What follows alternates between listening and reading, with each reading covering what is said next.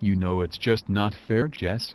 I had my entire ant colony confiscated in Mr. Gut Pickle's show and tell lesson. You'd think that after yesterday's disastrous bring something interesting to school session he'd have been more appreciative.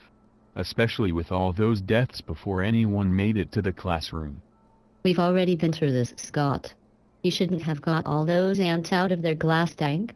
You must have known they would cause chaos. Look, I'd been up all night training them to march in straight lines. How was I to know they'd forget their training by the morning? I mean, surely they're called soldier rats for a reason. Well, yes, Scott.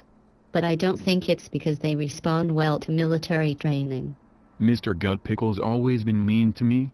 He took away my hornet nest last week and my black widow spider collection the week before that. But Scott, as I keep telling you, not everyone wants to stroke each and every one of your pets. But Lizzie was allowed to get her pet anaconda out. I mean, that's not fair, is it?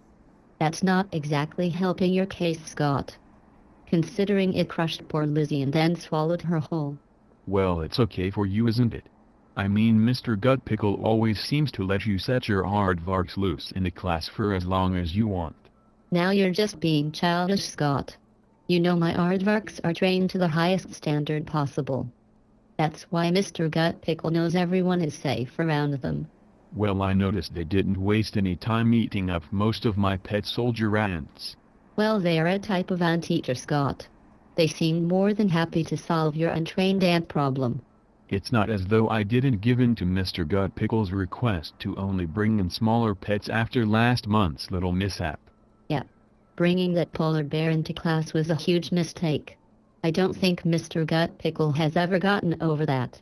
He's still in therapy, you know, although on a happier note, his remaining limbs are healing nicely. Okay. I'll bring in my pet salmonella cultures next month. Surely he can't object to those tiny little harmless things being passed round? I give up.